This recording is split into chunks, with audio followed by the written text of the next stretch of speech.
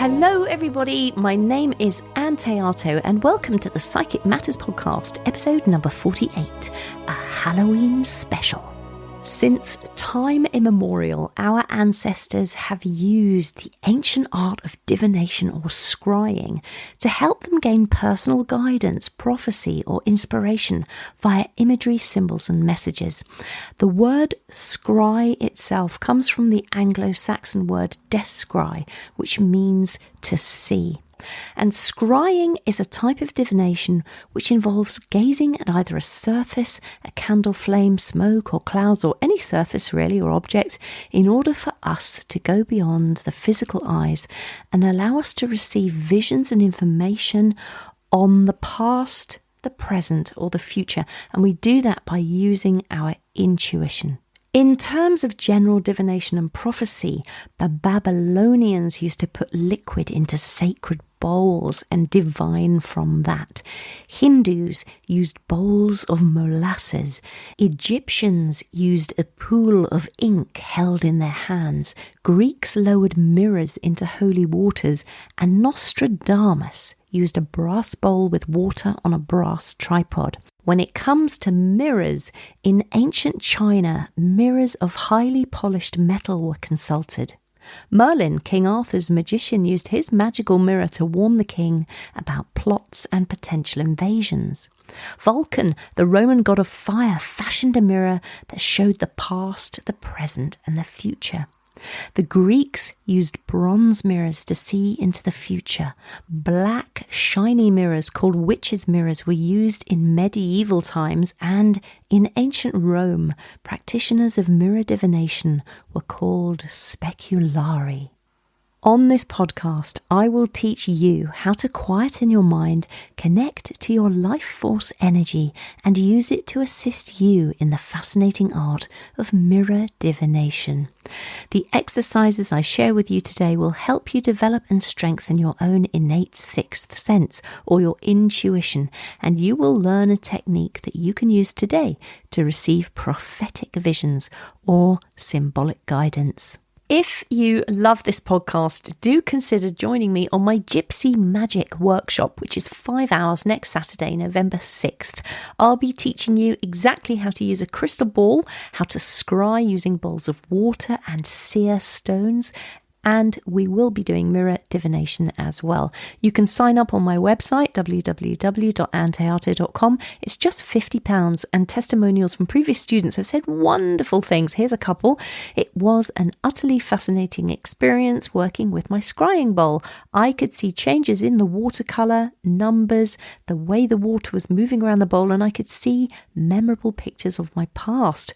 I gained so much, not just from Anne, but also the people who attended the course. I learnt how to use a bowl of water, a mirror and a scrying stone for scrying, and the outcome was amazing. Anne's lively personality makes for an engaging and stimulating class. She's widely experienced and deeply knowledgeable, but her way of being results in the feeling that she is a friend sharing among peers. Isn't that lovely? I mean, that's quite a few testimonials strung together there, but what lovely things to say. So thank you so much for that to all my previous students.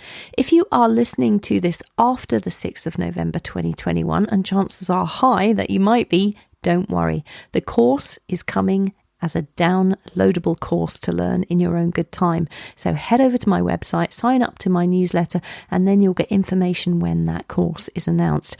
I do not plague people with newsletters. Please don't worry. I totally understand that with the best will in the world, we just don't have time to read all the things that we're all subscribed to. So I only send out 2 notification emails per month, and they are only sent to announce each new episode of the podcast. And so in there, that's where I will let you know when there are courses coming up that I've got on offer. So Gypsy Magic is where it's at. So let's go back to today. And let me just say, there is no power in the psychic tool. The power is in you. I think what is important to point out at the very beginning is in a few minutes when we begin to work with your mirror, you won't see images appear in it like a television set or like watching Netflix, because that's not quite how it works. So let me just manage your expectations here. What you can expect is to work with imagery in the mind initially. It's a bit like a daydream. So you might see shapes or colours or filmscapes, symbols. You might find you've got feelings about things, or you may have an odd thought that suddenly touches the mind. And the visions that you see either in the mirror or in your mind's eye can be either static or they can be moving. And those images will begin to say things to you. Don't worry about conventional meanings. You might see whole scenes of things, but just let your insight guide you. See if you can hear anything, smell or taste anything, or just become aware of these different sensations and feelings. Allow yourself to feel and perceive everything. You're going to allow your eyes to relax. You're going to soften your focus on the mirror so that you're almost looking through it as if you're gazing at something beyond it. And then you're just going to wait for the mental images to appear. Nothing is forced. Today we will be using a mirror, so go get one. A handheld one is good if you have one, or you can use one that's hanging on your wall if you like. It doesn't really matter. You don't need a special mirror, although you could buy one specially if you wanted to. Set an atmosphere for the space in which you're going to work. Candlelight is excellent for reading. It's not as harsh as overhead light, so it enables you to go inwards, and it puts you in a beautiful, relaxed mood, which is exactly the sort of sweet spot of where you need to be when you're doing divination or using your intuition. Just don't start a fire. Second thing is forget everything you've ever seen in a horror movie. Things in movies are purely the imagination of wonderful scriptwriters and brilliant cinematographers and directors. Nothing is going to happen to you. Nothing is going to jump out at you. Nothing is going to suddenly appear and let out a screech unless it's your mother coming up behind you like mine. If I was in her house, she'd be like, "Oh, what are you doing, you idiot? Would you put down that mirror?" "What? Psychic? Psychic what?" "God, you didn't get that from me, and you didn't get that from your father either." Anyway, bless her. Love my mother. Love her to pieces. So let's get sensible here. All we are going to do is simply sit and gently gaze into our mirror surface. It might be Halloween today, but you can do this exercise on any day or evening of the entire year. They say that Halloween, October 31st, it is believed that the veil is thinnest between the two worlds. I find that quite a romantic image and quite a romantic feeling. I just think, oh, maybe tonight's the only night I've got to connect. But I also find it a bit ridiculous. We are soul beings. Our spirit guides and the people who assist us from the spirit world are so close to us. They're closer than our own breath. The veil, I don't believe it gets thinner and fatter at different times of the year. I just think they're always very easily accessible to us.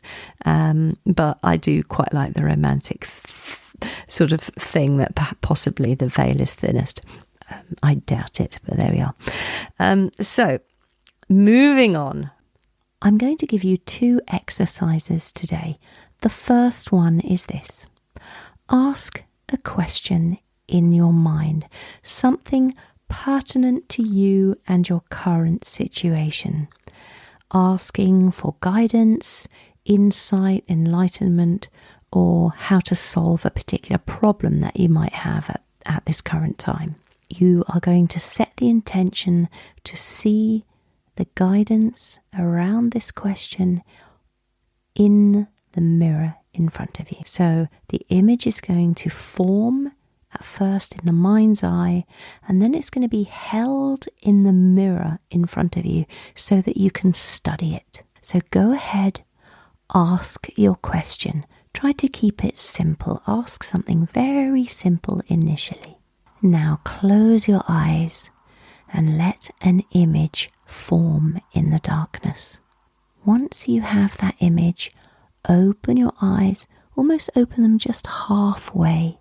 Project that image onto the surface of the mirror and then close your eyes again.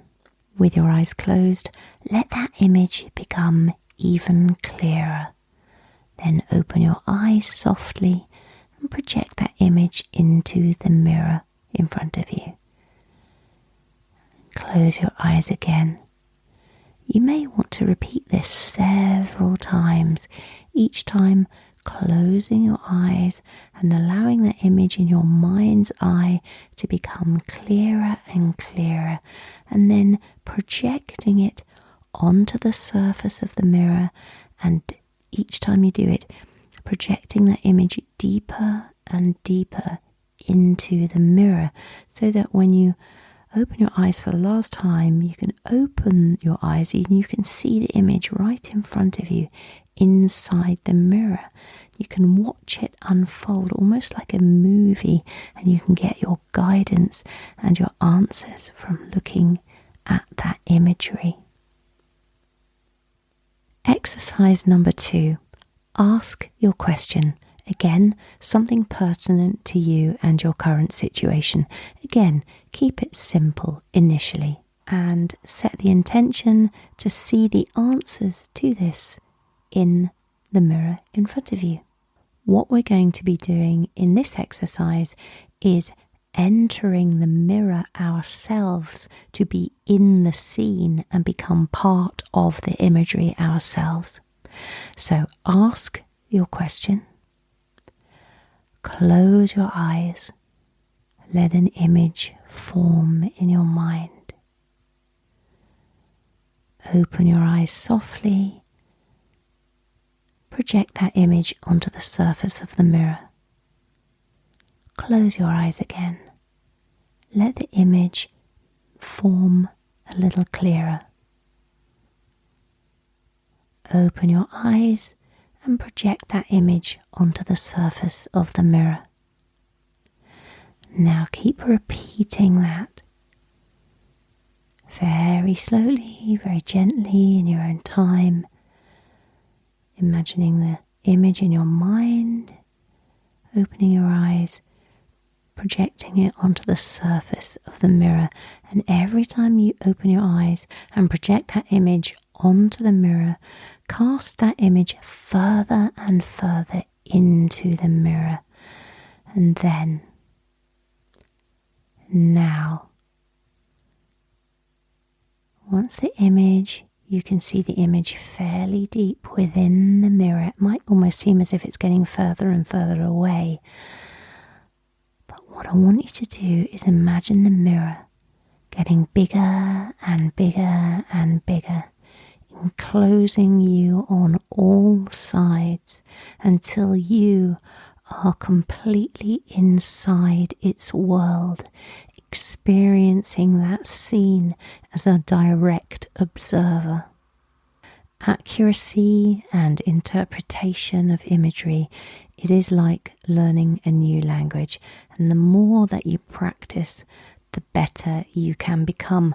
These are 2 exercises you can do on your own, but equally you could sit with a partner, ask them a question, and then allow yourself to receive the imagery and guidance to that question and do exactly the same thing. Project it onto the surface of the mirror, project deeper into the mirror. You can allow the mirror to enfold you so that you become part of the scene that unfolds, and you can have this very 3-dimensional, multi-dimensional experience.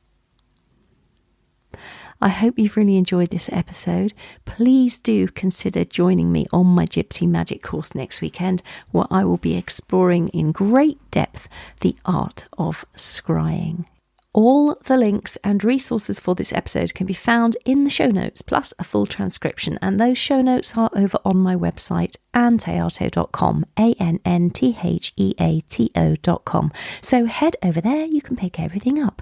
You could sign up for my newsletter at the same time so you don't miss out on news of upcoming courses, etc. But also, everyone who signs up gets a beautiful meditation as well as my gift to you.